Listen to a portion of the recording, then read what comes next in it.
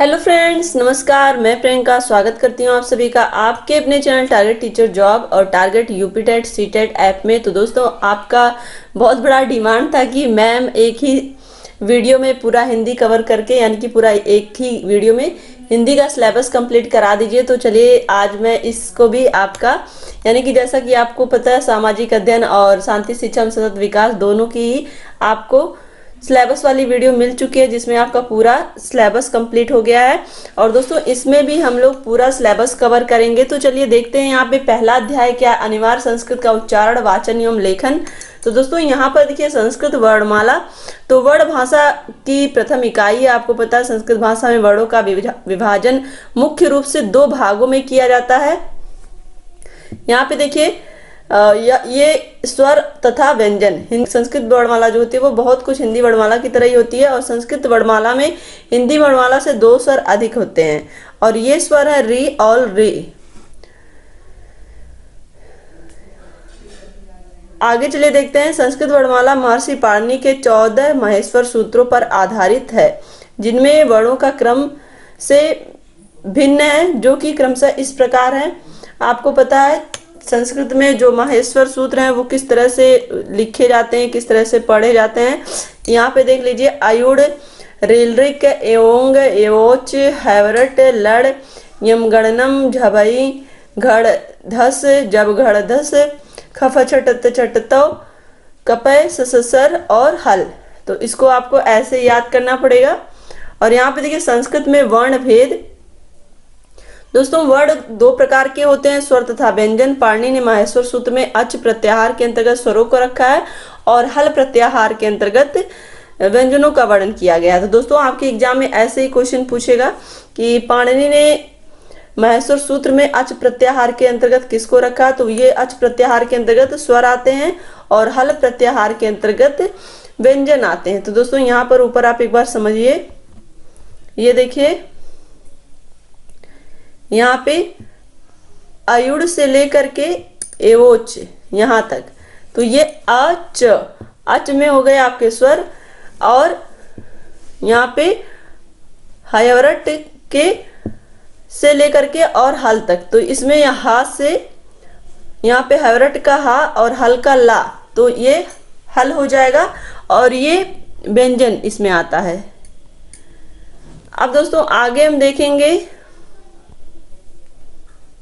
संस्कृत भाषा में स्वर।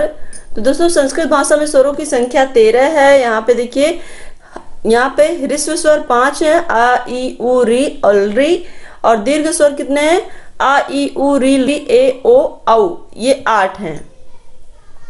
तो इस तरह से 8 और 5 टोटल 13 स्वर हो जाते हैं। यहाँ पे देखिए स्वर के भेद में, स्वर के 3 भेद हैं। उदात्त,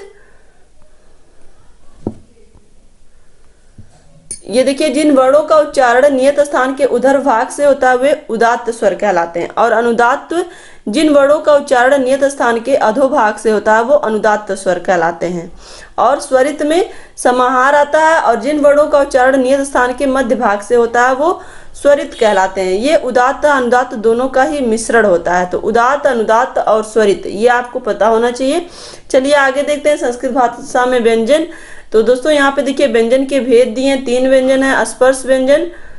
स्पर्श व्यंजन जिन व्यंजनों का उच्चारण समय जीभ मुख के अलग अलग स्थानों को स्पर्श करती है उसे स्पर्श व्यंजन कहते हैं।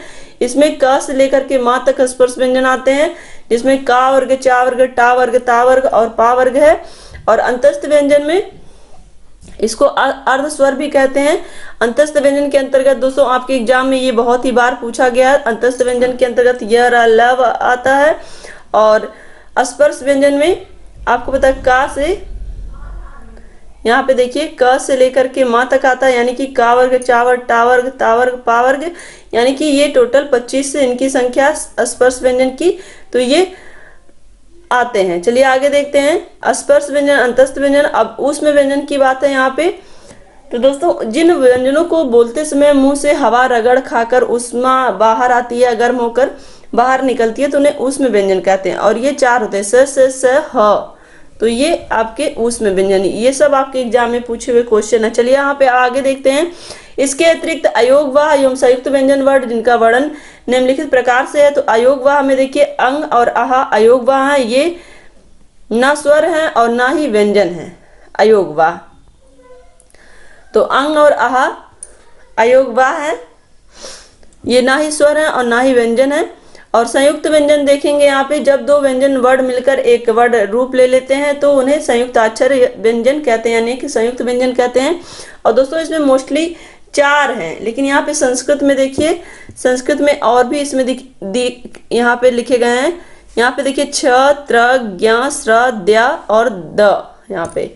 तो यहाँ पे देखिए मोस्टली हमें 4 ही जानना है। क धन छ, ता धन र, त्रा, जा धन इया, जा यहाँ पे ज्ञ और सा धन र, स्रा। तो छात्रा ज्ञ और स्रा, ये 4 आपको संयुक्ताक्षर पूछेगा तो आपको 4 बताना रहेगा, संयुक्त व्यंजन 4। चलिए आगे देखते हैं अनुस्वार क्या होता है। दोस्तों अनुस्वार जो था, अनुस्वार स्वर के बाद आने वाला व्यंजन है, इनकी ध्वनि नाक से निकलती है और उसे यहाँ पे देखिए हिंदी भाषा में बिंदु के रूप में अनुस्वार लगाया जाता है और उसे अनुस्वार कहा जाता है। अनुस्वार में माँ तथा ना व्यंजन का ही रूप होता है। यदि अनुस्वार का प्रयोग पंचम वर्णाक्षर के पूर्व होता है तो इसका उच्चारण व लेखन पंचमाक्षर के रूप में ही करते हैं।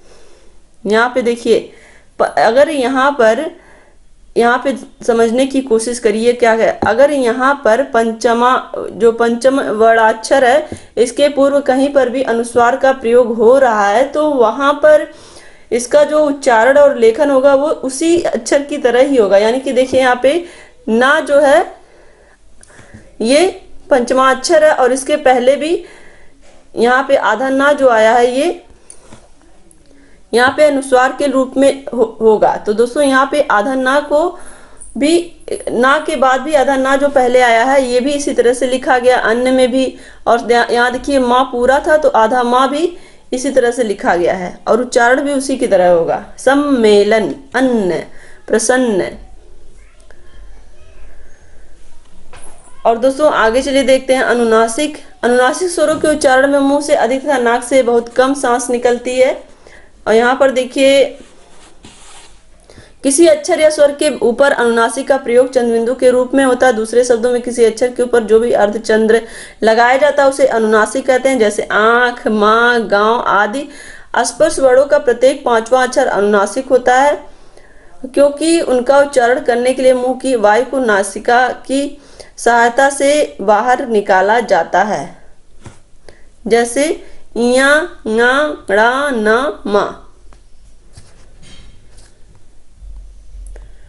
अब दोस्तों यहाँ पर देखिए अनुस्वार और अनुनासिक में अंतर क्या होता है। दोस्तों यहाँ देखिए अनुस्वार में पूर्ण बिंदु का प्रयोग किया जाता है जबकि अनुनासिक में चंद्र बिंदु का प्रयोग किया जाता है। अनुस्वार को बदलकर वर्ण के रूप में लिखा जाता है परंतु अनुनासिक को परिवर्तित करके नहीं लिखा जाता। आपको पता अनुस्वार अभी हम लोगों ने पढ़ा प्रसन्न, अन्न, तो वहां पे देखिए उसको बदलकर हम वर्ड के रूप में लिख सकते हैं लेकिन अनुनासिक को नहीं। शिरोरेख से ऊपर लगी मात्राएं वाले शब्दों में अनुनासिक के स्थान पर अनुस्वार का प्रयोग किया जाता है। शिरोरेख से ऊपर लगी मात्राओं में, तो यहाँ पर देखेंगे हम शिरोरेख से ऊपर, यहाँ पे देखिए गोंद, तो यहाँ पे शिरोरेख से ऊपर लगी मात्राएं कोपल, क्योंकि, तो यहाँ पे देखिए अनुनासिक के स्थान पर अनुस्वार का प्रयोग किया गया है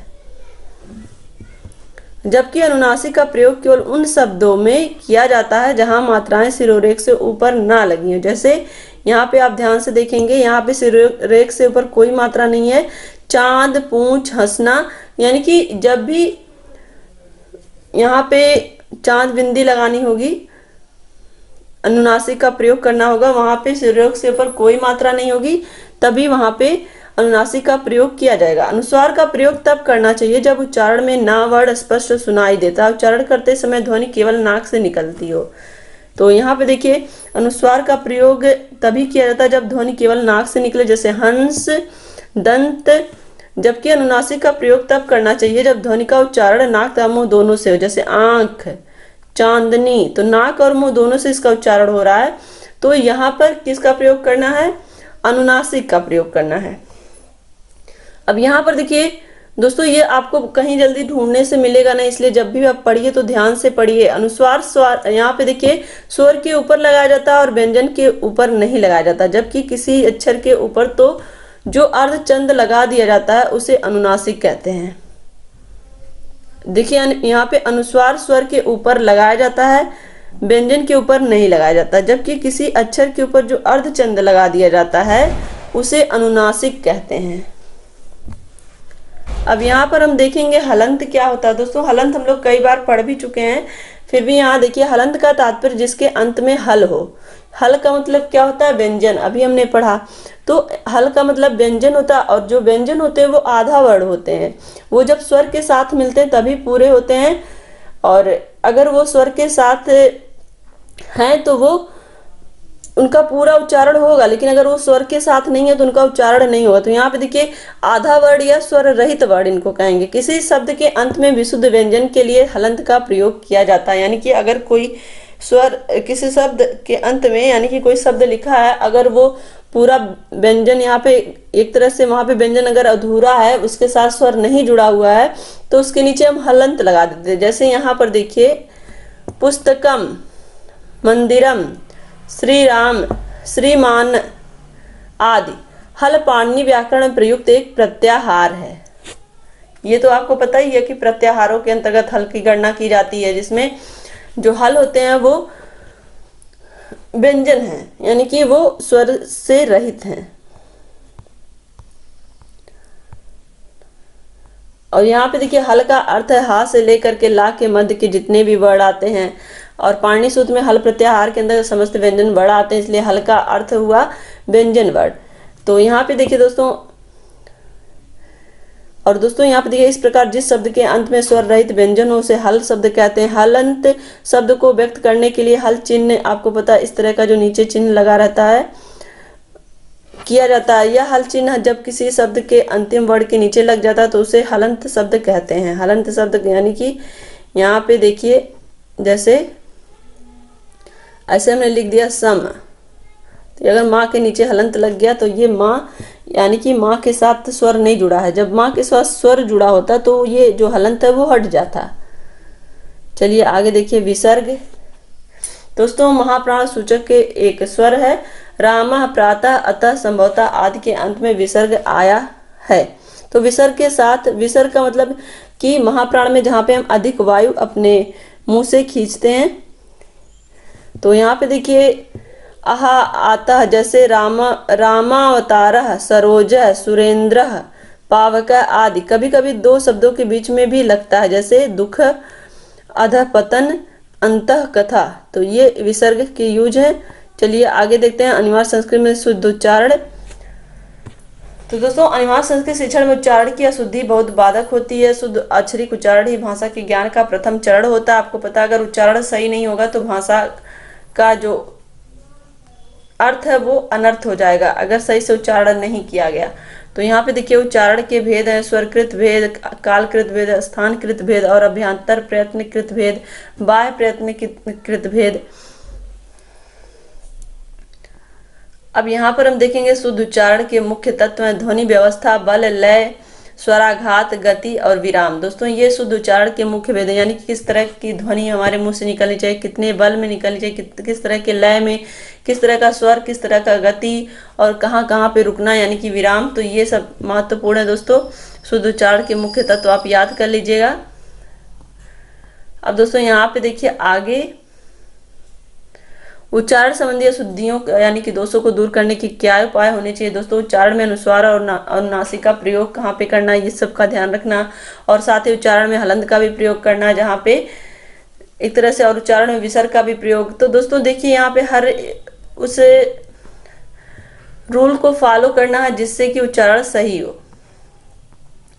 उच्चारण में हलंत का प्रयोग देखिए, हलंत शब्द का अर्थ बदलने की शक्ति रखता है। यहाँ पे देखिए हलंत शब्द का अर्थ बदलने की शक्ति रखता है, यानी कि जो हलंत जहाँ पे लग जाता है वहां पे जो शब्द है उसका अर्थ चेंज हो जाता है। यहाँ पे देखिए हलंत चिन्ह को लगाकर किसी भी वर्ण को आधा या स्वर रहित बनाया जाता है। जैसे यहाँ पे हम देखेंगे पश्चात, यहाँ पर कुछ हलंत शब्द और उनके अंतर को स्पष्ट किया गया है। अब देखिए यहाँ पे देखिए हलंत लगने से क्या हुआ, शब्द में उसका अर्थ अलग हो जाता। अब यहाँ पे ध्यान से देखेंगे तब आपको हलंत का वैल्यू पता चलेगा। यहाँ पे देखिए जगत, यहाँ पे जगत में ताक के नीचे हलंत है जिसका अर्थ होता है संसार, और यहाँ पे केवल जगत यानी कि ता पूरा लिखा गया है, इसमें हलंत नहीं लगा है, तो ये कुएं का चबूतरा हो जा रहा। अब यहाँ पर हम देखेंगे दूसरा, ये देखिए सन, यहाँ पे सन का मतलब वर्ष होता है, नाक के नीचे अगर हलंत लगा है तो ये वर्ष हो जाएगा, और ये सन का मतलब झूठ होगा। यहाँ पे देखिए बम, बम का मतलब शिव आराधना का शब्द है बम, और एक बम का मतलब होता है विस्फोट या गोला, विस्फोटक या गोला। कीर्तिमान में नाक के नीचे हलंत लगा है तो ये हो जाएगा यशस्वी, और कीर्तिमान में देखिए नाक के नीचे हलंत नहीं लगा तो ये हो जाएगा रिकॉर्ड। दोस्तों इस तरह से आपके एग्जाम में भी पूछ सकता है कि जो हलंत का प्रयोग हुआ है, अगर इस तरह के दो शब्द आपको दे दिया तो इसमें से पूछेगा जगत में, इसमें से किस जगत का अर्थ जो है वो संसार होगा और किस जगत का अर्थ कुएं का चबूतरा होगा। इस तरह से क्वेश्चन, और आपको कई ऑप्शन दे देगा, तो इस तरह से आपको क्लियर होना चाहिए। अब देखिए यहाँ पे अनिवार्य संस्कृत में वाचन, तो वाचन का अर्थ दोस्तों, वाचन का मतलब होता है पढ़ना, यानी कि पढ़ने का कौशल यहाँ पे देखना है। अनिवार्य संस्कृत में वाचन के लिए 4 कौशल होते हैं, पढ़ने, लिखने, बोलने और सुनने की आवश्यकता होती है। तो इसके लिए दोस्तों देखिए वैसे भी वाचन के जो अगर तत्व पूछे तो सुबोपाल यानी कि सुनना, बोलना, पढ़ना, लिखना ये होता है। तो यहाँ पे देखिए कभी कभी क्रम भी पूछता है, सुबोपाल यही क्रम होता है, सुनना, बोलना, पढ़ना और लिखना। तो दोस्तों इसके साथ ही अनुस्वार, हलंत के विसर्ग आदि का ज्ञान भी होना चाहिए। और वाचन शब्द संस्कृत के वाक धातु से बना है जिसका अर्थ होता है वाणी अथवा कथन। तो वाचन को हम 2 रूपों में देखते हैं यहाँ पे, संकुचित और व्यापक। तो दोस्तों संस्कृत रूप में लिखे हुए अथवा छपे हुए शब्दों का उच्चारण करना वाचन कहलाता है, और वाचन ध्वनियों के प्रतीकों, लिपिबद्ध शब्दों को गति के साथ पढ़कर अर्थ ग्रहण करने की जो प्रक्रिया होती है वाचन या पठन कहलाती है।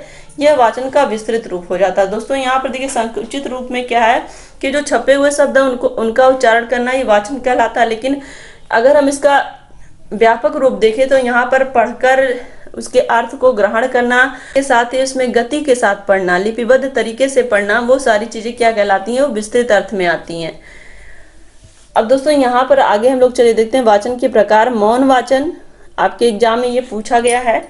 मुख्य रूप से मौन वाचन के 2 प्रकार, यहाँ पे देखिए मुख्य रूप से वाचन के 2 प्रकार होते हैं।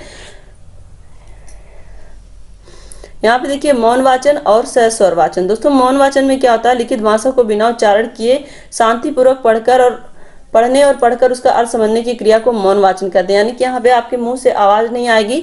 अर्थ, बोध और भावानुभूति मौन वाचन के आवश्यक तत्व हैं।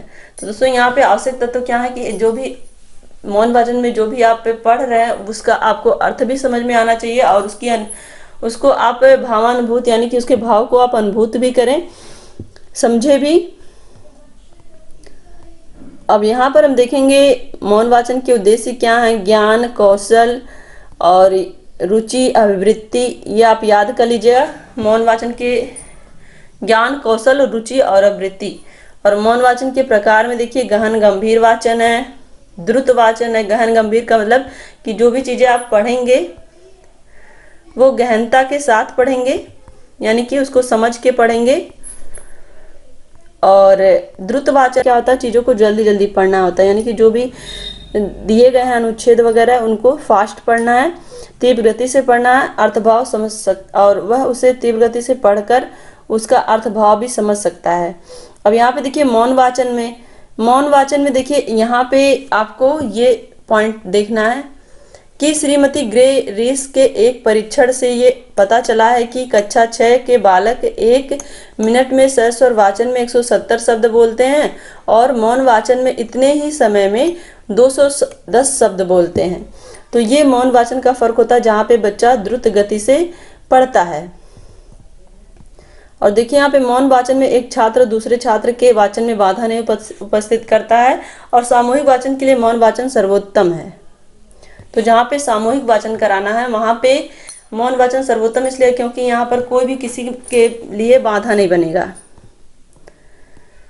और दोस्तों मौन वाचन द्वारा स्वाध्याय की आदत पड़ती है, यानी कि बच्चा खुद से पढ़ना सीखता है। और मौन वाचन मितव्ययिता होने के कारण दैनिक जीवन में व्यक्ति इसी के अधिकाधिक प्रयोग करता है। मौन वाचन मितव्ययिता का क्या मतलब कि जैसे कि हमें पढ़ने में एनर्जी नहीं ज़्यादा वेस्ट करनी पड़ती। जैसा कि हम लोग बोलते हैं तो एनर्जी वेस्ट होती है, हमें प्यास लगने लगती है, हमारा मुंह सूखने लगता है या हम थक जाते हैं। लेकिन अगर आप मौन वाचन में पढ़िए तो आपको थकान कम होगी। तो ये एक तरह से ये मितव्ययी होता है, इसीलिए इसका प्रयोग अधिक होता है। अब देखिए यहाँ पे सहस्वर वाचन, तो सहस्वर वाचन सहित पढ़ते हुए अर्थ ग्रहण करने को सहस्वर वाचन कहते हैं। दोस्तों सहस्वर वाचन के अंतर्गत वर्णमाला के वर्णों को पहचानना, उनको शुद्ध वाचन उच्चारण के साथ उचित गति में पढ़ना, ये सारी क्रियाएं सम्मिलित होती हैं। सहस्वर पठन की प्रारंभिक अवस्था होती है। बालक जब बोलना प्रारंभ कर देता है तो उसे सर्वप्रथम बोल बोलकर पढ़ने का अभ्यास कराया जाता है।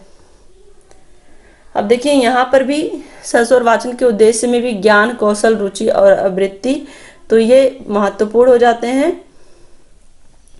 अब यहाँ पर देखिए सहस्वर वाचन के प्रकार क्या हैं, तो पठनकर्ता की संख्या के आधार पर यहाँ पे देखिए पठनकर्ता की संख्या, मुख्य दो भेद होते हैं इसमें। यहाँ पे देखेंगे पठनकर्ता की संख्या में व्यक्तिगत वाचन और सामूहिक वाचन। अब यहाँ पे देखिए कक्षा शिक्षण की दृष्टि से, तो दोस्तों यहाँ पे देखिए आदर्श वाचन, अनुकरण वाचन और संवेद वाचन। तो आदर्श वाचन में क्या होता है, जब एक शिक्षक पढ़ता है और उसके छात्र सुनते हैं, यानी कि वो जो शिक्षक पढ़ रहा है वो सही से लय और ध्वनि सही से उच्चारित कर रहा है, तो एक उसका उच्चारण छात्र सुनते हैं। और अनुकरण वाचन में शिक्षक का छात्र अनुकरण करते हैं।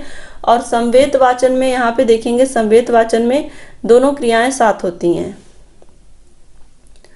अब दोस्तों यहाँ पर देखिए सहस्वर वाचन से लाभ क्या होता है, इससे विद्यार्थी का उच्चारण शुद्ध होता है, इसकी और उनकी झिझक दूर होती है और वे अच्छे वार्ताकार, प्रभावशाली वक्ता और सफल अभिनेता भी बनते हैं। तो दोस्तों ये होता है सहस्वर वाचन से लाभ, जहाँ पे बालक के अंदर जो हेजिटेशन होता है, जो झिझक होती है वो दूर हो जाती है, क्योंकि वहां पर वो उच्चारण अपने मुंह से कर करके उस चीज से वो जो उसका डर था वो धीरे धीरे समाप्त हो गया। और दोस्तों देखिए कक्षा शिक्षण की दृष्टि से शिक्षक के आदर्श सहस्वर वाचन से कक्षा में जीवंतता बनी रहती है। और जब विद्यार्थी शिक्षक का अनुकरण कर स्वयं सहस्वर वाचन करते हैं तो उनके पठन कौशल का भी विकास होता है। यानी कि चूंकि जब एक शिक्षक उच्चारण करता है तो वो बिल्कुल सही उच्चारण करेगा और उसको सुन करके जो छात्र हैं वो भी सही उच्चारण करेंगे, और इससे क्या होगा, जो कक्षा का वातावरण होगा वो एकदम सजीव बन जाएगा।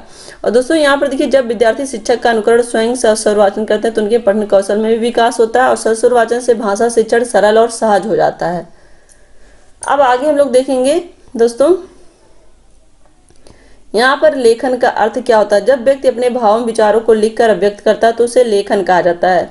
यानी कि अनिवार्य संस्कृत भाषा के लेखन की प्रचलित व सर्वमान्य विधि देवनागरी लिपि है। देवनागरी लिपि हिंदी एवं संस्कृत की ध्वनियों की बनावट एवं उच्चारण में अत्यंत सूक्ष्म अंतर होता है, इसलिए छात्रों को हिंदी भाषा का ज्ञान होने के बाद भी उनसे संस्कृत लेखन में गलतियां हो जाना स्वाभाविक होता है। तो संस्कृत लेखन संबंधित त्रुटियों को कम करने के लिए छात्रों को लेखन अभ्यास कराने की बहुत ही ज्यादा आवश्यकता होती है। अब दोस्तों यहाँ पर हम देखेंगे लेखन के सामान्य उद्देश्य। दोस्तों यहाँ पे देखिए बालकों में पढ़कर, सुनकर या मौखिक भाषा के माध्यम से जिन शब्दों का अर्जन कर लिया उनका प्रयोग करने का उन्हें अवसर देना चाहिए और इस प्रकार छात्र इन शब्दों का प्रयोग करना सीख सकते हैं। अब दोस्तों यहाँ पर हम देखेंगे लेखन के विशिष्ट उद्देश्य। तो लेखन के विशिष्ट उद्देश्यों को हम निम्न प्रकार से विभाजित कर सकते हैं। ज्ञान संबंधी उद्देश्य, जहाँ पर छात्रों को लिपि, शब्द भेद, सूक्ति, लोकोक्ति और मुहावरे का ज्ञान कराना और छात्रों को शब्दों की शुद्ध वर्तनी, वाक्य रचना, विराम चिन्ह, इन सब चीजों के बारे में ज्ञान कराना। और कौशल संबंधी उद्देश्य में देखें तो उच्चारण, उचित आरोह अवरोह और को समझकर सहस्वर पठन करने और पूर्ण मनोयोग के साथ मौन पठन करने में भी निपुण करना और छात्रों को विषय अनुसार भाषा शैली का प्रयोग करने और अपने विचारों को तार्किक क्रम में अभिव्यक्त करने में निपुण करना। और रुचि संबंधी उद्देश्य में क्या होता है कि छात्रों में साहित्य अध्ययन और स्वाध्याय के प्रति रुचि उत्पन्न करना। और आवृत्ति का क्या है यहाँ पे दोस्तों, छात्रों में भाषा और साहित्य के प्रति आदर और स्थायी भाव बनाना और उनकी सृजनात्मक शक्तियों का विकास करना और उन्हें भौतिक रचना करने की ओर प्रवृत्त करना और समाज, देश, जाति और धर्म के प्रति संवेदनशील बनाना। तो ये हो गए अभिवृत्ति, जहाँ पर छात्र अपने आप को भाषा के साथ साथ अपने जीवन में अच्छे गुणों का भी विकास करेगा, यानी कि खुद को रचनात्मक बनाएगा और संवेदनशील भी बनेगा और देश, जाति और समाज के लिए। आगे चलिए देखते हैं लेखन अभ्यास के सोपान क्या क्या? अनुलेख यानी कि अनुलिपि। दोस्तों अनुलेख का अभिप्राय किसी लिखावट या बाद में लिखना। तो अनुलिपि अभ्यास से पुस्तिका की प्रथम पंक्ति में मोटे एवं सुंदर ढंग के अक्षर शब्द का वाक्य लिखे होते हैं तथा नीचे की पंक्तियां रिक्त होती हैं। तो यहाँ पर हम देखेंगे दोस्तों, यहाँ पर देखिए अनुस्वार, हलंत और विसर्ग को ठीक वैसे ही लिखने का प्रयत्न करते हैं और ऊपर की पंक्ति में लिखे अक्षरों की भांति ही सुंदर एवं सुडौल अक्षर और मात्राएं बनाने का प्रयास करते हैं। तो दोस्तों यहाँ पर देखिए अनुलेख और अनुलिपि, जहाँ पे हम लोग आज अब अभ्यास पुस्तिका जो होती है, जैसे कि आपकी हिंदी राइटिंग और इंग्लिश राइटिंग के छोटे बच्चों की आप देखेंगे, अब उनको ऊपर लिखा होता है और उसी को देख के बच्चे नीचे उसी तरह की राइटिंग उन्हें उतारना रहता है। मोटे अक्षरों में ऊपर लिखा होता है और नीचे उसी लाइन ड्रॉ की हुई होती है, उसी लाइन में उन्हें लिखना रहता है, सेम वैसे ही देख के। और प्रतिलेख और प्रतिलिपि क्या होती है? दोस्तों लिखी हुई सामग्री ज्यों का त्यों नकल उतारने की प्रक्रिया। विद्यालयों में प्राथमिक स्तर पर प्रतिलेख का बहुत महत्व है। छात्रों को प्रतिदिन अपनी पुस्तक में के किसी अंश का प्रतिलेखन करने को कहा जाता है और इसी प्रकार शिक्षक द्वारा अनिवार्य संस्कृत के अंशों का लेखन छात्रों द्वारा अवश्य कराया जाना चाहिए। और दोस्तों प्रतिलिपि करते समय छात्रों के अक्षरों और शब्दों की बनावट और शब्दों के बीच की दूरी, विराम चिन्ह, शिरोरेख, अनुस्वार, अनुनासिक, हलंत, विसर्ग, हाशिया, लिखावट आदि का ध्यान रखने के निर्देश दिए जाते हैं। तो दोस्तों यहाँ पर हमने क्या क्या देखा? यहाँ पर आपने देखा यहाँ पे अनुलेख, जिन्हें हम अनुलिपि भी कहते हैं। तो इसमें क्या होता है कि राइटिंग ऊपर लिखी होती है, उसको देख के, मोटे अक्षरों में ऊपर राइटिंग लिखी होती है, उसको देख के बालक नीचे सेम ऐसे ही लिखता है।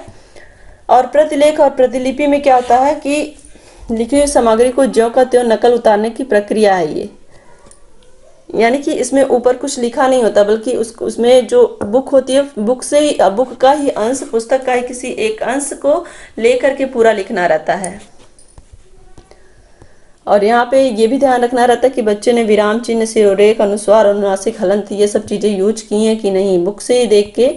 अब यहाँ पे देखिए श्रुतलेख। श्रुतलेख का मतलब सुनकर लिखना, जिसे हम क्या कहेंगे, जब बालक अनुलेख और प्रतिलेख में कुशलता प्राप्त कर लेता है तभी वो श्रुतलेख का अभ्यास कराया जाता है उसको। तो दोस्तों इस श्रुतलेख में क्या होता है कि बालक के जो भाषा के सीखने के प्रति कितना, यहाँ पे हम कह सकते हैं एक्टिव है, कि वो अब चीजों को समझने लगा है, बिना देखे ही वो सुनकर लिखने लगता है। अब यहाँ पे देखेंगे हम उपसर्ग। दोस्तों उपसर्ग शब्द दो शब्दों से मिलकर बना होता है, उप धन सर्ग। तो उप का अर्थ होता है समीप और सर्ग का अर्थ होता है सृष्टि करना, अर्थात ऐसे शब्द या शब्द खंड जो किसी शब्द से पूर्व जुड़कर नए शब्दों का रचना करते हैं, उन्हें उपसर्ग कहा जाता है। तो यहाँ पर देखिए अभिधनमुख, अभिमुख, प्रधनहार, प्रहार, तो समधनहार, संहार, विधनहार, विहार। तो दोस्तों आप देखिए ये आपसे पूछ भी सकता है कि संहार का संधि विच्छेद कैसे होगा। तो यहाँ पे देखिए ऊपर यहाँ पे संहार लिखा है ना, तो यहाँ पे बिंदी लगी हुई है, अनुस्वार लगा हुआ है। तो जब यहाँ पे हम इसका संधि विच्छेद करेंगे तो ये अनुसार आधा माँ में बदल जाएगा, तो ये हो जाएगा संहार। यहाँ पे देखिए उपर्युक्त उदाहरण में स्पष्ट होता है कि मुख शब्द का अर्थ अंग विशेष है, जिसमें अभिमुख अभि उपसर्ग जोड़ने पर जोड़ दिया जाए तो अभिमुख, जिसका अर्थ होगा सामने की ओर। तो हार शब्द में प्रा प्लस आ, और यहाँ पे देखिए और वी तथा परि उपसर्ग लगाकर प्रहार, आहार, संहार तथा विहार शब्द बनते हैं। तो यहाँ पे देखिए हार शब्द में अलग अलग उपसर्ग लगाकर, हार में देखिए प्रा लगा तो प्रहार बना, हार में आ लगा तो आहार बना, हार में संग लगा तो संहार बना, और हार में वी लगा तो विहार बना। तो इस तरह से दोस्तों देखिए एक ही शब्द और उसके अलग अलग उपसर्गों को जोड़ करके अलग अलग शब्द बनाए गए हैं। यानी कि आपको ये सीधे याद रखना है कि जो उपसर्ग होते हैं वो शब्द के पहले लगते हैं। अब यहाँ पे देखिए प्रत्यय शब्द दो शब्दों से मिलकर बना होता है, ये भी दो शब्दों से मिलकर बना होता है। लेकिन दोस्तों जो प्रत्यय होता है, प्रति का अर्थ, यहाँ पे देखिए प्रतिधन आय प्रत्यय, तो प्रति का अर्थ साथ में, आय का अर्थ चलने वाला। तो संक्षेप में हम कह सकते हैं कि शब्दांश शब्दों के अंत में विशेषता या परिवर्तन ला देते हैं तो वो प्रत्यय कहलाते हैं। तो इस प्रकार प्रत्यय की परिभाषा थी, शब्दों के साथ में चलने वाला या लगने वाला शब्दांश प्रत्यय कहलाता है। अब दोस्तों यहाँ पर देखिए दयालु शब्द के अंत में आलू प्रत्यय जुड़ने से इसके अर्थ में विशेषता आ गई है। यहाँ आलू शब्दांश प्रत्यय है, प्रत्यय का अपना कुछ भी अर्थ नहीं होता और ना ही इसका प्रयोग स्वतंत्र रूप से किया जाता है। तो दोस्तों देखिए, इसके पहले हम लोगों ने उपसर्ग देखा, उपसर्ग पहले आता है लेकिन प्रत्यय बाद में आता है। लेकिन प्रत्यय में इस क्या होता है कि प्रत्यय का जो प्रयोग होता है वो स्वतंत्र रूप से नहीं होता है। अब यहाँ पे देखिए प्रत्यय के प्रकार, प्रत्यय के दो भेद हैं, कृत प्रत्यय और तद्धित प्रत्यय। दोस्तों कृत प्रत्यय क्रियावाचक धातु रूपों में जुड़कर संज्ञा विशेषण तथा क्रिया विशेषण का बोध कराते हैं, तो इन्हें कृत प्रत्यय कहते हैं। और ये इनमें निर्मित शब्दों को कृदंत प्रत्यय भी कहते हैं, जैसे सजावट। तो यहाँ पे देखिए सजावट में आपका कृत प्रत्यय जुड़ा है। अब यहाँ पे देखेंगे तद्धित प्रत्यय। तो दोस्तों वे प्रत्यय जो संज्ञा सर्वनाम आदि शब्दों के अंत में जोड़े जाते हैं उन्हें तद्धित प्रत्यय कहते हैं और तद्धितांत शब्द भी कहते हैं। अब यहाँ पे देखिए संधि। संधि आपको पता कि दो वर्णों के मेल से उत्पन्न विकार को संधि कहते हैं। अब यहाँ पर हम देखेंगे संधि में पहले शब्द का अंतिम वर्ण और दूसरे शब्द का आदि वर्ण का मेल होता है। तो पहले शब्द का अंतिम वर्ण ये आप समझने की कोशिश करिएगा, ये पहला शब्द है, पहले शब्द का अंतिम यानी कि यहाँ पे द्या, और अंतिम दूसरे शब्द का पहला वर्ण आ।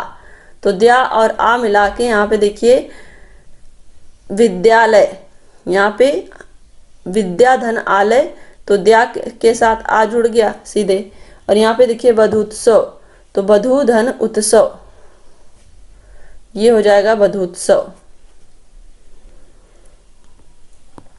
अब यहाँ पे देखिए संधि विच्छेद, परीक्षा धन अर्थी परीक्षार्थी होगा।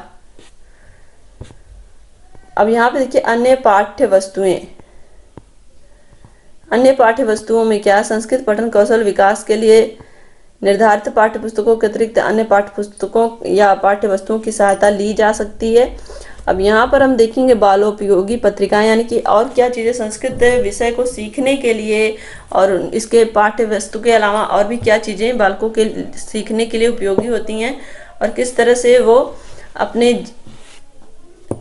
पढ़ने की स्पीड को भी बढ़ा सकते हैं और साथ ही साथ अपनी समझ को भी विकसित कर सकते हैं। तो यहाँ पर देखिए वो और कौन कौन चीजें होंगी, बालोपयोगी पत्रिकाएं, चित्रों का उपयोग, रेडियो दूरदर्शन का प्रयोग, समाचार पत्र पत्रिकाएं, शैक्षणिक भ्रमण और अन्य साहित्य। तो ये अलग अलग पाठ्य वस्तुएं हैं जिससे कि बालक अपने पढ़ने के कौशल में विकास कर सकता है और समझ में भी वृद्धि कर सकता है।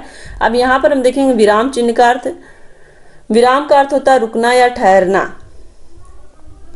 दोस्तों यहाँ पर देखिए लिखित भाषा में इस ठहराव को दिखाने के लिए कुछ विशेष प्रकार के चिन्हों का प्रयोग किया जाता है। इन्हीं को क्या कहते हैं, विराम चिन्ह।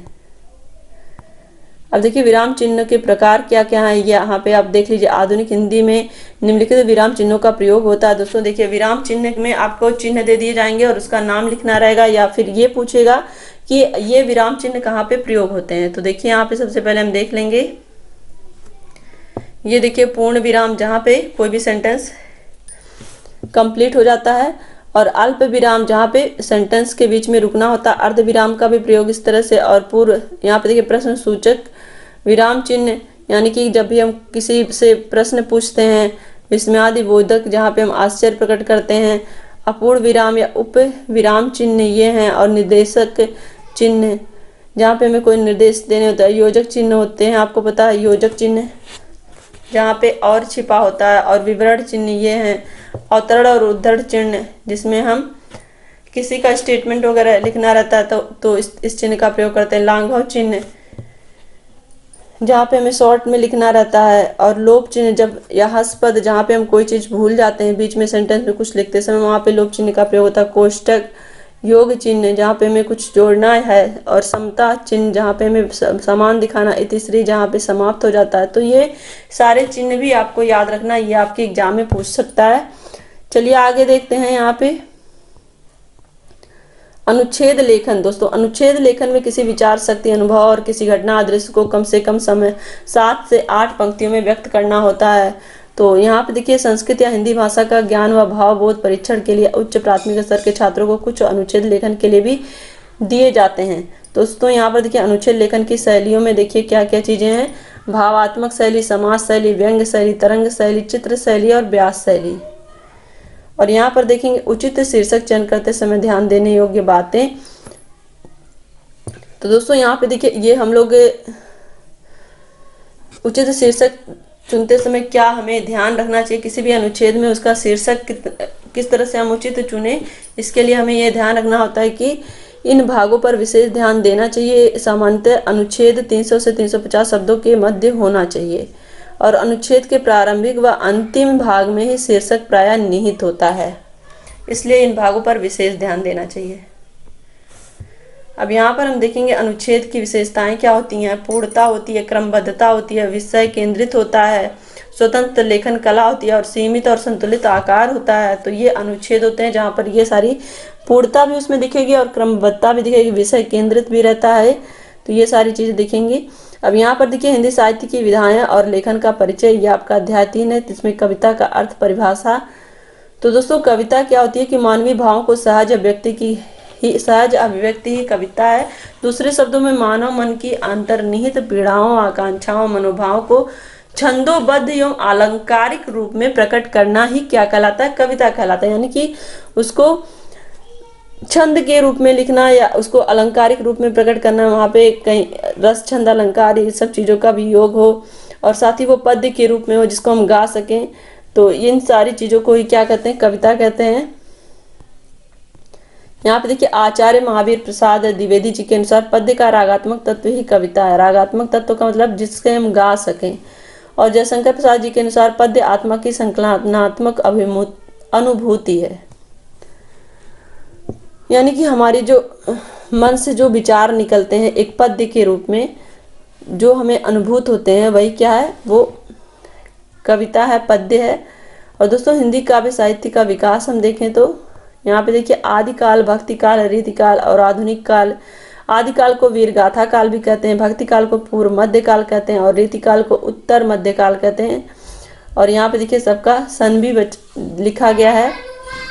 अब यहाँ पे देखिए कविता शिक्षण में ध्यान देने योग्य बातें क्या क्या होनी चाहिए। दोस्तों शिक्षक पहले स्वयं उचित भाव भंगिमा के साथ उसका भावानुकूल सस्वर वाचन करे और अशुद्ध उच्चारण करने वाले विद्यार्थियों से कविता नहीं पढ़वानी चाहिए, क्योंकि दोस्तों जो बच्चे अशुद्ध उच्चारण करेंगे उसमें वो अर्थ का अनर्थ कर देंगे एक तरह से। वहां पर उन्हें सही उच्चारण वाले बच्चों से ही सबसे पहले पढ़वानी चाहिए और धीरे धीरे जब वो बच्चे सुन सुनकर उनको याद करेंगे तो वो भी सही उच्चारण करना सीख जाएंगे। अब यहाँ पे देखिए निबंध का अर्थ। निबंध शब्द दो शब्दों से मिलकर बना। नि धनबंध अर्थात भली प्रकार से बधा हुआ। तो निबंध शब्द अंग्रेजी भाषा के ऐसे का ही समानार्थी है और ऐसे शब्द का अर्थ होता है मुक्त स्वच्छंद। निबंध गद्य साहित्य की वह मुख्य विधा है जिसमें भावों तथा विचारों को उचित क्रम में सर्वमान्य भाषा का प्रयोग करते हुए व्यक्त किया जाता है। यानी कि जो सर्वमान्य भाषा है उसी भाषा में ही अपने स्वतंत्र रूप से अपने विचारों को अभिव्यक्त करना ही क्या कहलाता है, निबंध कहलाता है। निबंध शिक्षण के उद्देश्य क्या होते हैं, छात्रों में निबंध लिखने के प्रति अनुराग की भावना जागृत करना, यानी कि वो निबंध अपने भी विचारों में लिखें जिससे कि किसी भी मैटर पे वो सही से अपने विचारों को रख पाएं और छात्रों को स्पष्ट तथा शुद्धता पूर्वक निबंध लिखने में समर्थ बनाना। अब यहाँ पर हम देखेंगे निबंधों के प्रकार। देखिए चिंतनात्मक या विचारात्मक निबंध है और भावात्मक निबंध है जिसमें व्यक्तिगत निबंध होते हैं और कथात्मक या विवरणात्मक निबंध है, मनोवैज्ञानिक निबंध है, प्रतीकात्मक निबंध है, हास्य व्यंग्यात्मक निबंध और संस्मरणात्मक निबंध है। और यहाँ पे देखिए ललित निबंध है। तो ये अलग अलग तरह के निबंध होते हैं जो कि अलग अलग यहाँ पे हम कह सकते हैं क्षेत्रों से संबंधित है, जिसमें मनोवैज्ञानिक निबंध होते हैं और प्रतीकात्मक हास्य निबंध। तो ये अलग अलग क्षेत्र हो जाते हैं। चलिए आगे देखते हैं। अब कहानी का अर्थ। दोस्तों कहानी का वह साहित्यिक गद्य विधा जिसमें जीवन के किसी एक पक्ष का कल्पना मिश्रित मार्मिक और रोचक चित्रण होता है। कहानी की रचना करना एक कला है। तो यहाँ पे देखिए कहानी क्या होती है, साहित्यिक गद्य विधा है। कहानी जो है ये गद्य विधा है, यानी कि गद्य की तरह लिखी जाती है जिस तरह से निबंध वगैरह होते हैं और जिसमें जीवन के किसी एक पक्ष की कल्पना मिश्रित मार्मिक और रोचक चित्रण के साथ होती है। यानी कि जो भी किया जाता है वो एकदम सजीव करने की कोशिश की जाती है, उसमें हर एक पक्ष को बहुत ही अच्छे ढंग से कल्पना का भी इसमें मिश्रण होता है। यहाँ पे देखिए चार्ल्स वेरेट के अनुसार लिखा है कि कहानी एक लघु वर्णनात्मक रचना है जिसमें वास्तविक जीवन को कलात्मक रूप में प्रस्तुत किया जाता है। कहानी का प्रमुख उद्देश्य मनोरंजन करना है। अब यहाँ पे देखिए कहानी का वर्गीकरण दिया, घटना प्रधान कहानी, मनोवैज्ञानिक कहानी और चरित्र प्रधान कहानी। तो दोस्तों आपको यही याद रखना है तीनों, घटना प्रधान कहानी और मनोवैज्ञानिक कहानी और चरित्र प्रधान कहानी। अब यहाँ पे देखिए कहानी के उद्देश्य क्या है, छात्रों में सृजनात्मकता का विकास करना, छात्रों में नैतिक मूल्यों का विकास करना और छात्रों में कल्पना और स्मरण शक्ति का विकास करना। तो ये साहित्य की अभिरुचि का भी विकास करना। तो दोस्तों कहानी से बालकों में सृजनात्मकता आती है, यानी कि वो कहानी का जो उद्देश्य होता है जिससे कि बालक सृजनात्मक बने, यानी कि क्रिएटिविटी उनके अंदर आए और उनका जो नैतिक मूल्य है वो भी विकसित हो और साथ ही शब्दों के भंडार में भी वृद्धि हो और मौखिक अभिव्यक्ति को भी विकसित कर पाए। यानी कि जब वो कहानी पढ़ेंगे या उनके शिक्षक के द्वारा उन्हें कहानी सुनाई जाएगी तो कहीं ना कहीं वो अच्छी चीज़ों को भी सीखेंगे और साथ ही वो कहीं ना कहीं अपने विचारों को भी अभिव्यक्त करना सीखेंगे कहानी के माध्यम से। तो जो कहानी होती है उसमें कुछ प्रश्न होते हैं और उस प्रश्न के माध्यम से वो सोचना विचारना भी शुरू करेंगे और उसका उत्तर भी देंगे। तो एक तरह से यहाँ पे वो गहनता को सीखेंगे, किस तरह से हम चीज़ों को ध्यान से सुने जिससे कि हम उसके उत्तर को दे पाएं। अब देखिए यहाँ पे कहानी शिक्षण की विधियां दी हुई हैं। तो यहाँ पे देखिए गहन अध्ययन प्रणाली। तो गहन अध्ययन प्रणाली का अर्थ कहानी में आए कठिन शब्दों, विचारों, मुहावरों, लोकोक्तियों आदि का व्याख्या करते हुए कहानी को पढ़ना। अब यहाँ पे देखिए अधूरी कहानी पूर्ति प्रणाली। तो अधूरी कहानी में आपको पता है कि इसमें कहानी का आरंभ 2-3 वाक्यों से करके अथवा एक अनुच्छेद देकर पात्रों को घटना, वातावरण, उद्देश्य आदि की सभी छात्रों पर छोड़ दिया जाता है। दोस्तों यहाँ पे देखिए कुछ चीजें लिख करके बाकी सारी कहानी को छात्रों को पूर्ण करना होता है। तो जैसे आपको पता है कि पैसेज दिए रहते हैं, पैसेज में कुछ सेंटेंस लिखे रहते हैं, कुछ गायब होते हैं, तो वो आपको पूरा करना होता है। और इसी तरह से चित्र प्रदर्शन प्रणाली भी होती है जिसमें कहानी से संबंधित विशेष चित्र छात्रों के सम्मुख प्रदर्शित किए जाते हैं। जैसे आपको याद होगा बचपन में हम लोग को 4 फिगर बने होते थे, एक में कावा को प्यास लगी है उड़ रहा, दूसरे में कावा एक घड़े को देखता है, तीसरे में कंकड़ डाल रहा और चौथे में वो पानी पी रहा जब पानी ऊपर आ जाता है। तो इस तरह से चित्र प्रदर्शन प्रणाली के माध्यम से कहानी को छात्र सीखते हैं। और मौखिक कहानी, यह विधि एकाग्रता एवं श्रवण शक्ति का विकास करती है। तो मौखिक कहानी में क्या होता है, बच्चा सुनता है तो ध्यान से सुनता है कि कहीं भी कहानी का कोई लाइन उससे मिस ना हो। अब यहाँ पर हम देखेंगे एकांकी का अर्थ। तो फ्रेंड्स एकांकी का अर्थ देखिए, नाटक की एक महत्वपूर्ण विधा एकांकी है। एकांकी किसी एक महत्वपूर्ण घटना, परिस्थिति या समस्या को आधार बनाकर लिखा जाता है और उसकी समाप्ति एक ही अंक में उस घटना की चरम क्षणों को मूर्त करते हुए कर दी जाती है। तो दोस्तों देखिए यहाँ पे एक जो एकांकी होता है वो नाटक का ही एक महत्वपूर्ण भाग होता है। यहाँ पे देखिए नाटक काफी लंबा हो सकता है लेकिन एकांकी एक ही समस्या से संबंधित होकर के और उस समस्या के निराकरण तक ही समाप्त हो जाती है। आगे चलिए हम लोग देखते हैं यहाँ पे एकांकी जो होती है वो संक्षिप्त होती है यानी कि छोटी होती है और एक अंक वाली नाट्य रचना होती है जिसमें जीवन के किसी एक पक्ष या घटना का चित्रण किया जाता है। अब यहाँ पे देखिए यात्रा वृत्तांत, मनुष्य का चाहे बचपन हो या युवावस्था उसकी जो घूमने की प्रवृत्ति है वो हमेशा से रही है और इस भ्रमण में जो भी विचार या पात्र लेखक के संपर्क में आते हैं वो उनके मानस पटल पर अंकित हो जाते हैं। तो दोस्तों यहीं पर देखिए यात्रा वृत्तांत लिखने वाले लेखक को वहाँ के नगर मोहल्लों, रीति रिवाजों, धार्मिक प्रवृत्तियों और उनकी ऐतिहासिकता का वर्णन पूरी दक्षता से करना होता है। तो यहाँ पे यात्रा वृत्तांत का क्या मतलब, एक एक पहलू पर उसको ध्यान देना पड़ता है कि वहाँ के रीति रिवाज, जहाँ पे वो यात्रा के लिए गए हैं वहाँ का रीति रिवाज, खान पान और धर्म, इन सब के बारे में उसे वर्णन करना होता है। अब यहाँ पर हम देखेंगे जीवनी का अर्थ और परिभाषा। दोस्तों जिस रचना में किसी विशेष व्यक्ति का प्रामाणिक और विश्लेषणात्मक जीवन वृत्तांत रहता है उसे क्या कहते हैं, जीवनी कहते हैं। तो जीवनी साहित्य की महत्वपूर्ण विधा जिसमें किसी महापुरुष या विख्यात व्यक्ति के जीवन की घटनाओं और उनके क्रियाकलापों और उनके गुणों का आत्मीयता और औपचारिकता तथा गंभीरता से व्यवस्थित रूप में वर्णन किया जाता है। तो दोस्तों यहाँ पर देखिए डॉक्टर श्याम सुंदर दास के अनुसार कि जब कोई लेखक वीर पूजा की भावना से प्रेरित होकर किसी महान व्यक्ति की, चाहे वो किसी भी क्षेत्र से संबंधित हो, जीवन कथा लिखे तो वो क्या कहलाती है, जीवनी कहलाती है। तो देखिए यहाँ पे दोस्तों किसी भी व्यक्ति के विषय में उससे प्रेरित होकर के या उसके कुछ महत्वपूर्ण गुणों को देख करके किसी के द्वारा जो लेख लिखा जाता है उसी को क्या कहते हैं, उसके जीवनी कहते हैं। यानी कि उस व्यक्ति के जीवन से प्रभावित होकर के उसके बारे में लेख लिखा जाता है। अब यहाँ पे देखिए आत्मकथा क्या होती है दोस्तों। आत्मकथा के माध्यम से व्यक्ति तत्कालीन समय और सामाजिक परिस्थितियों के संदर्भ में स्वयं को रखकर अपने भाषा, कर्म और विचार और व्यक्तित्व की गहन और पारदर्शी पड़ताल करने की रचनात्मक कोशिश करता है। आत्मकथा दूसरों के साथ अपने जीवन प्रसंगों को साझा करना है। आत्मकथा साहित्य की एक बेहद जटिल और उससे कहीं ज्यादा जोखिम भरी विधा है, क्योंकि दोस्तों देखिए आत्मकथा में जो लेखक होता है, जो स्वयं के बारे में लिखता है, तो उसके जीवन में जो भी घटनाएं घटित हुई होती हैं, जो भी उसके साथ अच्छा बुरा बर्ताव किया था, वो सारी चीजें वो उसमें एक्सप्लेन करता है। तो कहीं ना कहीं अगर अभी भी वो व्यक्ति जिसके बारे में उसने अपने विचारों के माध्यम से कुछ भी बुरा कहा हो या फिर कुछ भी गलत लिखा हो, तो कहीं ना कहीं वो उसके लिए जोखिम भरा हो सकता है। और दोस्तों इसके लिए धैर्य और संयम बरतना आवश्यक होता है। ऑक्सफोर्ड डिक्शनरी में देखिए ऑटोबायोग्राफी का अर्थ लेखक की अपने जीवन की स्वयं की लिखी गई कहानी के रूप में दिया गया है। अब दोस्तों यहाँ पर देखिए जीवनी और आत्मकथा में अंतर क्या होता है। दोस्तों जब किसी विशेष के जीवन पर दूसरा व्यक्ति लिखता है तो उसे जीवनी कहेंगे, और जब आत्मकथा व्यक्ति के द्वारा स्वयं के जीवन के संदर्भ में लिखी गई है तो वो क्या कही जाती है, वो आत्मकथा कही जाती है। जो आत्मकथा होती है वो व्यक्ति के द्वारा स्वयं के जीवन के बारे में स्वयं लिखी जाती है। अब यहाँ पे देखिए दूसरा जीवनी किसी दूसरे व्यक्ति द्वारा लिखी जाती है, जबकि आत्मकथा लेखक स्वयं लिखता है। आगे चलिए देखते हैं।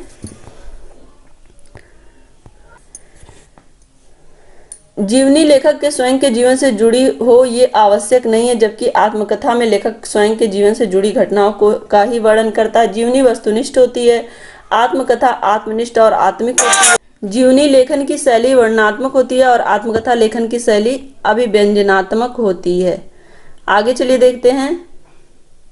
जीवनी में लेखक दूसरे के बारे में लिखता है, इसलिए आशंका बनी रहती है, जबकि जो आत्मकथा होती है लेखक स्वयं के बारे में लिखता है, तो इसलिए इसमें विश्वसनीयता होती है।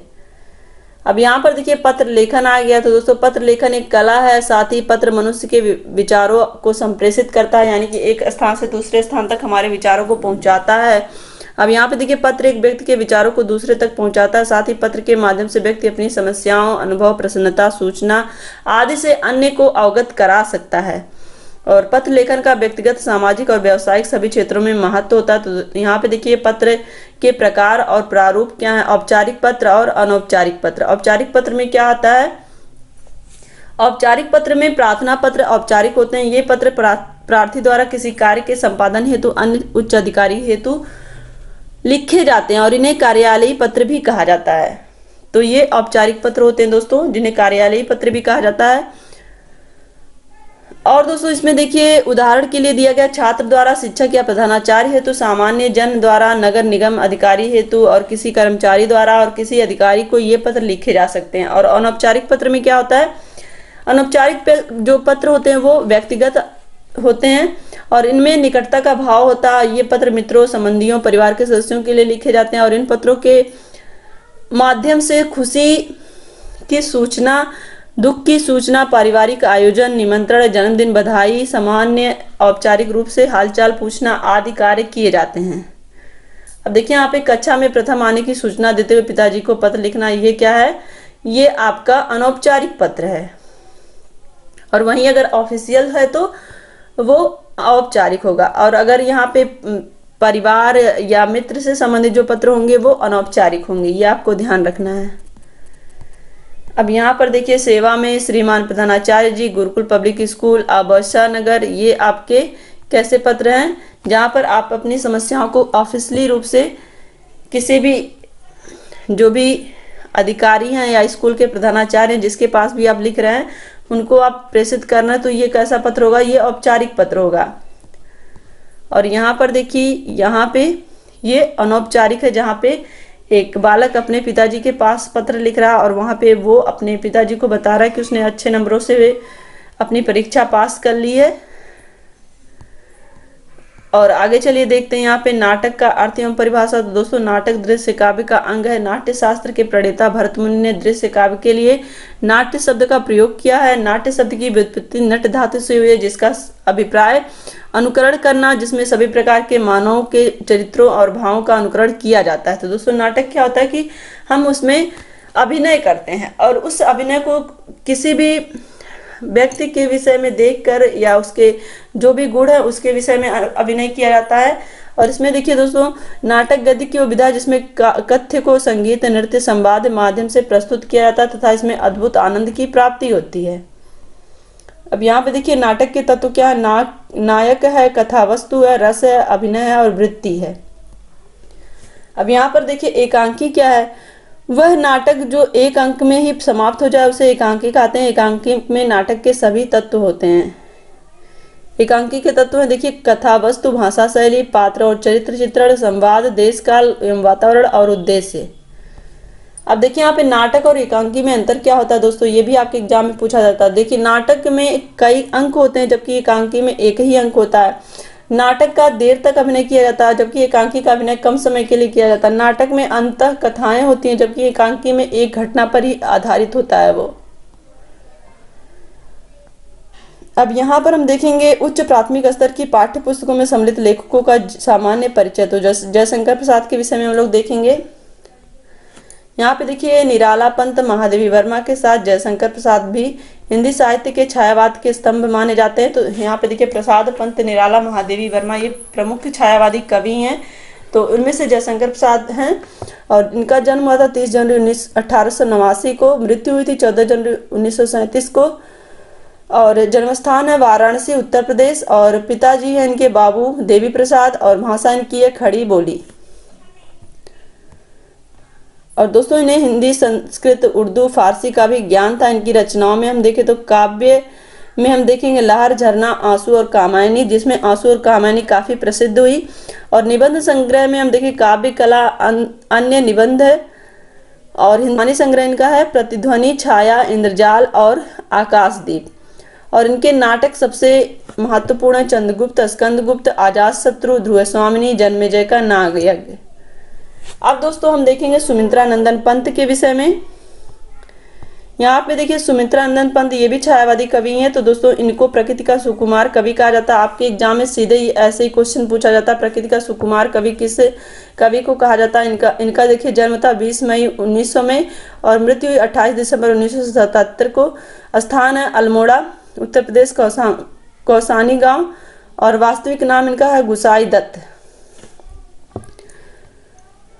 अपना नाम पसंद नहीं था इसलिए इन्होंने अपना नाम सुमित्रा नंदन पंत रख लिया था। और दोस्तों यहाँ पर देखिए 1961 में इन्हें पद्म भूषण से सम्मानित किया गया था। 1968 में इन्हें चिदम्बरा के लिए ज्ञानपीठ से भी सम्मानित किया गया था। 1961 में इन्हें पद्म भूषण मिला और 1968 में इन्हें चिदम्बरा के लिए ज्ञानपीठ पुरस्कार मिला। ये आप ध्यान रखिएगा, दोनों ही महत्वपूर्ण तत्व हैं। और इनकी रचनाएं देख लेते हैं। वीणा, ग्रंथि, पल्लव, गुंजन, युगांत, युगवाणी, ग्राम्या, स्वर्ण किरण, स्वर्णधूलि, युगांतर, उत्तरा, रजत, चिदम्बरा, कला और बूढ़ा चांद, लोकायतन, ये इनकी प्रमुख रचनाएं हैं। अब यहाँ पर हम देखेंगे कबीरदास जी के विषय में। हिंदी भाषा के लेखन में एक निपुण भक्ति आंदोलन की शुरुआत करने वाले संत कबीरदास जी का जन्म 1398 ईस्वी में हुआ था। और दोस्तों माना जाता है कि उनका जन्म काशी में हुआ था। कबीर का जन्म पंथ या संप्रदाय क्या है इसके बारे में कुछ भी निश्चय नहीं है। और दोस्तों वे रामानंद के शिष्य के रूप में विख्यात हैं और उनके रामानंद के राम नहीं है। शेख तकी नाम के सूफी संत को भी कबीर का गुरु कहा जाता है। तो दोस्तों देखिए काफी यहाँ पे विरोधाभास देखने को आपको मिलेगा। इससे प्रकट होता है कि कबीर की जाति के विषय में दुविधा बराबर बनी रहती है। और दोस्तों यहाँ पर देखिए इनकी जो भाषा थी इसे पंचमेल खिचड़ी के नाम से यानी सदुक्कड़ी भाषा कही जाती है।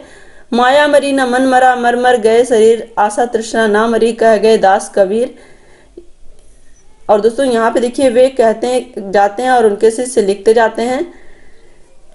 इनके विषय में ये कहा जाता है चूंकि। और देखिए यहाँ पे इनकी जो रचनाएं साखी, शबद रामायणी और कबीर ग्रंथावली, कबीर वचनावली। साखी में शिक्षाप्रद बातें हैं, शब्द जो है संगीतमय है और प्रेम से भरा हुआ है। और जो यहाँ पे देखिए रामायणी जो है वो दार्शनिक विचार है।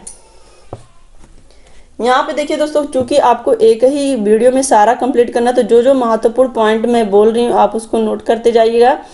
अब यहाँ पे देखिए तुलसीदास जी के विषय में है।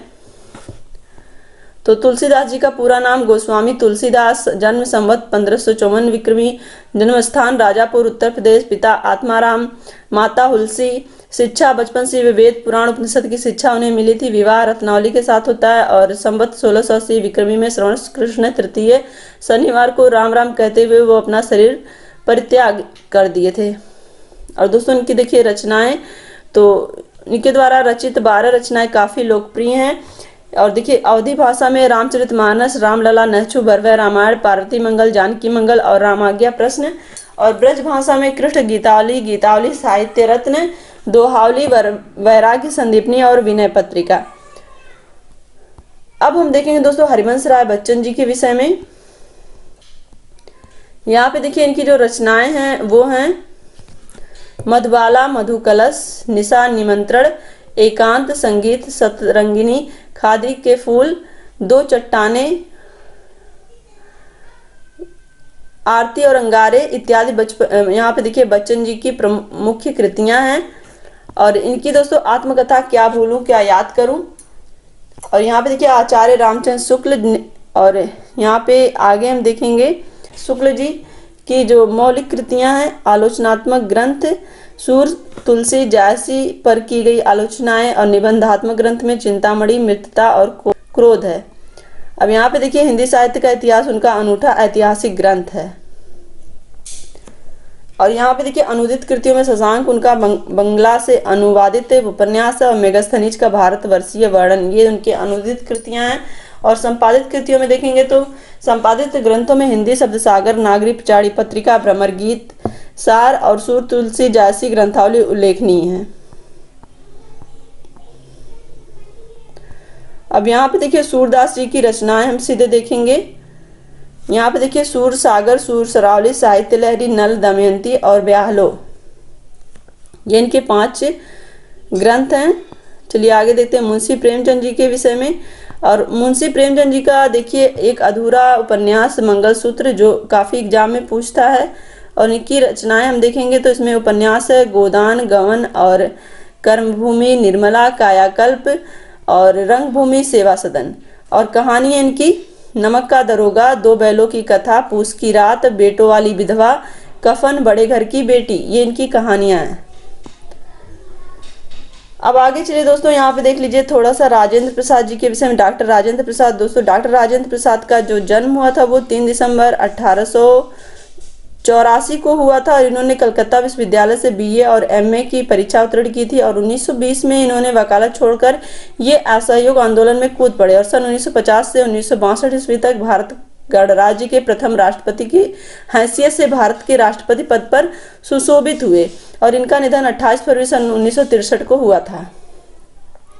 अब दोस्तों इनकी जो पुस्तकें इसमें लिखी, इनकी जो आत्मकथा चंपारण सत्याग्रह, इंडिया डिवाइडेड, बापू के कदमों में, ये इनकी प्रमुख पुस्तकें हैं।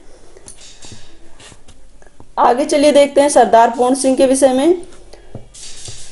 दोस्तों यहाँ पर देखिए सरदार पूर्ण सिंह की रचनाएं पूछता, सीधे आप रचनाएं देखिए मजदूरी और प्रेम, सच्ची वीरता, आचरण की सभ्यता, ये इनके प्रसिद्ध निबंध हैं। यहाँ पे देखिए अनिवार्य संस्कृत शिक्षण और अध्यापन।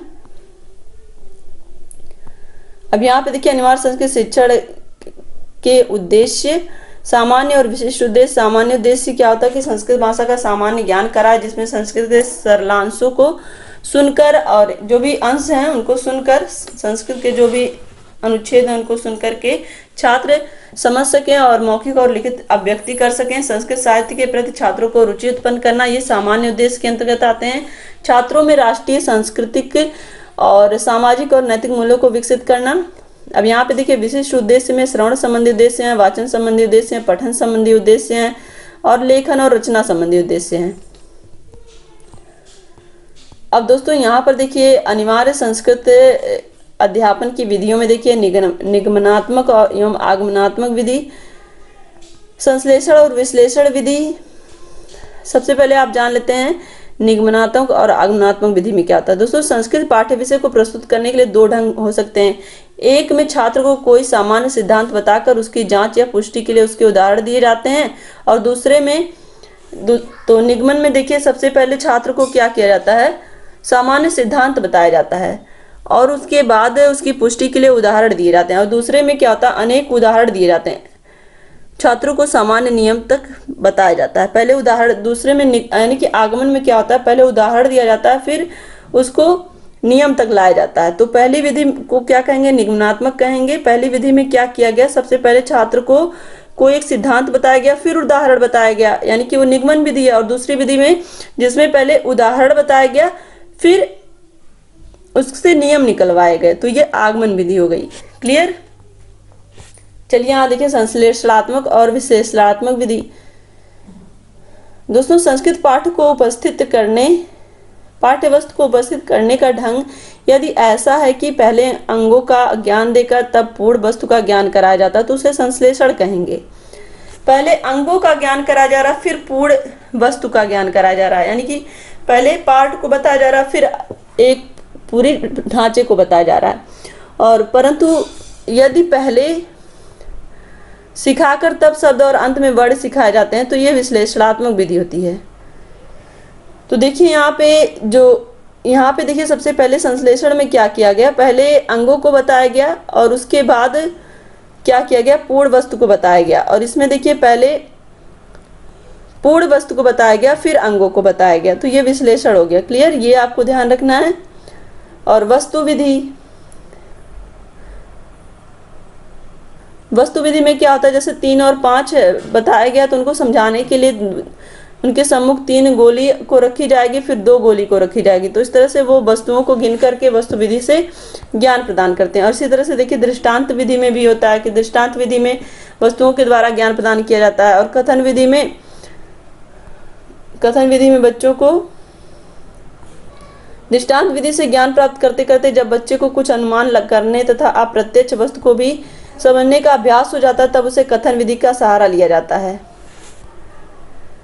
अब यहाँ पे देखिए अनुवाद विधि और उसके बाद प्रश्नोत्तर विधि, करके सीखना, ये सारी आपको पता ही है। शोध विधि यानी कि जिसको हम खोज विधि कहते हैं, इसके प्रतिपादक आर्मस्ट्रॉन्ग। प्रोजेक्ट विधि जॉन डीवी, यहाँ पे देखिए प्रसिद्ध शिक्षा शास्त्री जॉन डीवी, किलपैट्रिक और स्टीवेंसन आदि ने सम्मिलित प्रयास किया था। अब यहाँ पे आगे देखिए डाल्टन योजना, इसमें 1915 ईस्वी में कुमारी हेलन पारखाश ने शिक्षा की एक नई विधि को खोज निकाला था जिन्हें डाल्टन योजना के नाम से जाना जाता है। और यहाँ पे देखिए नीति श्लोक आ गया। नीति श्लोक में देखिए नीति श्लोक को कंठस्थ करना, जिसमें अब सबसे पहले ये जानिए नीति श्लोक होता क्या है। उचित समय और उचित स्थान पर उचित कार्य करने की कला को ही नीति कहते हैं। नीति सोच समझ कर बनाई गई एक प्रणाली है जो उचित निर्णय लेने में सम्यक परिणाम पाने में सहायता करती है। नीति को एक प्रक्रिया या नवाचार की तरह लागू किया जाता है। नीति के द्वारा मनुष्य जीवन सुखी और मधुर बनता है।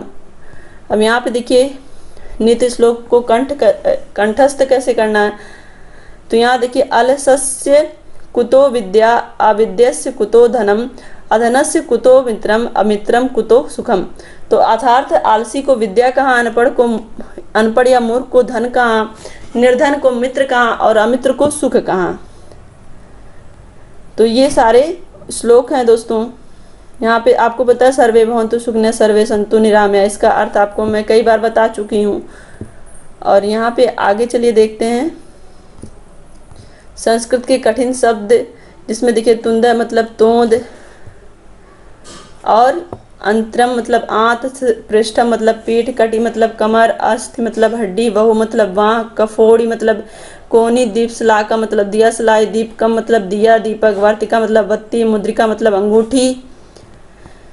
और यहाँ पर देखिए सक्या मतलब व्यवहारिक, रुपए का मतलब रुपया, गुल्फ मतलब गट्टा, करतलम मतलब हथेली, नाड़िका मतलब नब्ज, रज्जू मतलब रस्सी, द्रव्य दंडम मतलब जुर्माना, लेखाधरा मतलब मेज, करगलम मतलब कागज, पाद कंदुकम मतलब फुटबॉल, संचिका मतलब कॉपी या नोटबुक।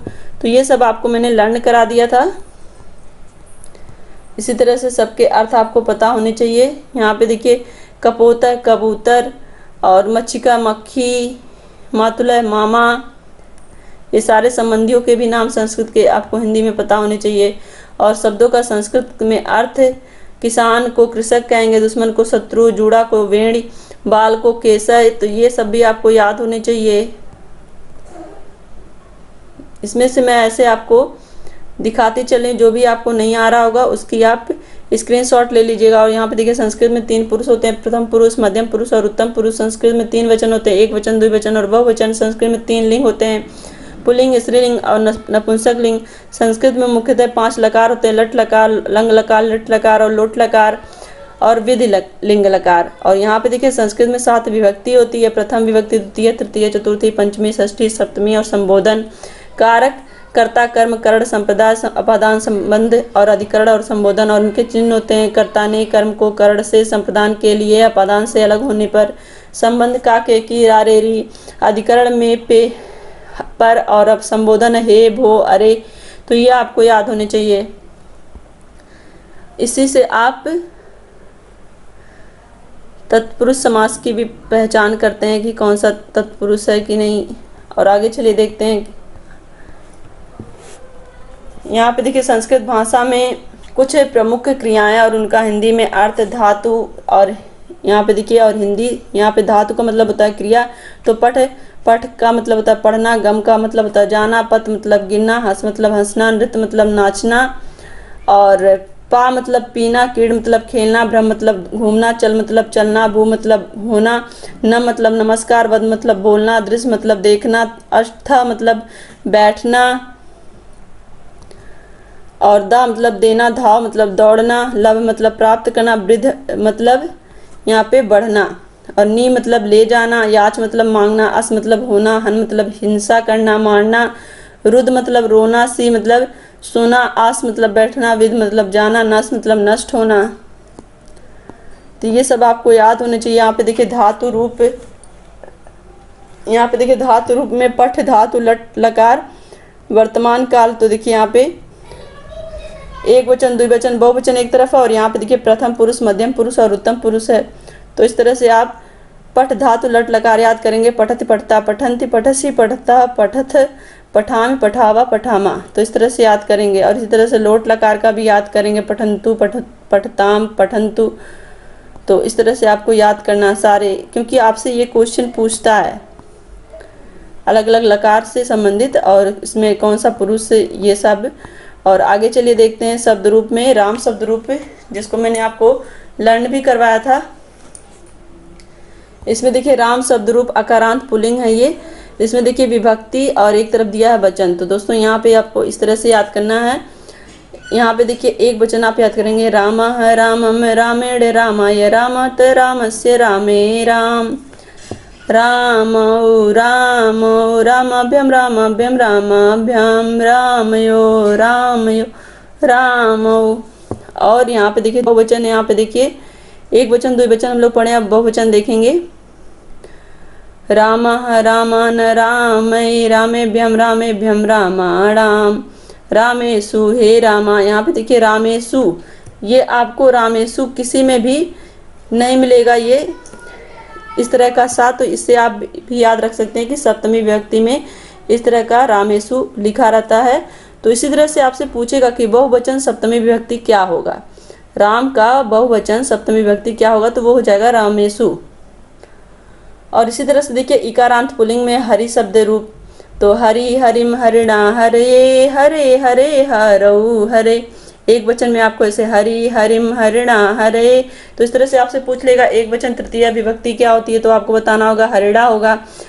हरे हरे हरऊ हरे, हरि हरि हरिभ्याम हरिभ्याम हरिभ्याम, हरियो हरियो हे हरि, हरया हरिन हरिभि हरिभ्या हरिभ्या हरि राम हरसुए हरया। इस तरह से आपको याद करना है ये सब। दोस्तों देखिए यहाँ पे मैंने आपको पूरा नोट्स तो पढ़ा दिया, लेकिन अगर आपको कहीं भी कुछ भी समझ में ना आया हो तो सेम यही नोट्स मैंने अपने डिटेल स्टडी में पढ़ाया है, और आपको चैनल की प्लेलिस्ट में सारी चीज़ें मिल जाएंगी। साथ ही मैं आपको वीडियो की डिस्क्रिप्शन में भी सारे लिंक दे दूंगी, तो आप एक भी चीज़ मिस ना करिएगा। इसीलिए ये वीडियो मैं पहले बना रही हूँ कि जिस भी पोर्शन में आपको जो भी चीज़ें समझ में नहीं आएंगी उसको आप देख लीजिएगा।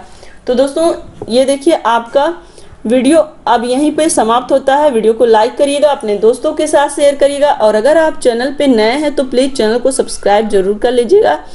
मिलते हैं दोस्तों नेक्स्ट वीडियो में। और दोस्तों target UP TET CTET app भी अपलोड कर लीजिएगा, उससे आपको सारे सब्जेक्ट एक साथ मिल जाएंगे और उस वीडियो में आपको ऐड भी नहीं मिलेगा और साथ ही आपको सारे वीडियो की PDF भी मिल जाएगी जितने भी सब्जेक्ट हैं। तो इससे आपका बहुत ही ज़्यादा पढ़ाई आसान हो जाएगा। तो दोस्तों आप उसको अपलोड कर लीजिए, उसमें टेस्ट भी है तो आप सारे टेस्ट भी दीजिए। तो आज के लिए दोस्तों बस इतना ही। वीडियो को लाइक शेयर और सब्सक्राइब जरूर करिएगा दोस्तों, शेयर जरूर करिएगा और अगर आप चैनल पे नए हैं तो प्लीज़ सब्सक्राइब भी जरूर कर लीजिएगा, क्योंकि दोस्तों आपके लिए वीडियो बनाना बहुत ही मुश्किल का काम है। बोलते बोलते इतनी थकान हो जाती है, गर्मी में आपको पता है फैन नहीं चलाना रहता है। तो अगर हम आपके लिए इतनी मेहनत करते हैं तो प्लीज़ आप ज़रूर शेयर करिए, ज़रूर चैनल को सब्सक्राइब करिए। मिलते हैं नेक्स्ट वीडियो में। Take care, bye bye, love you all, जय हिंद।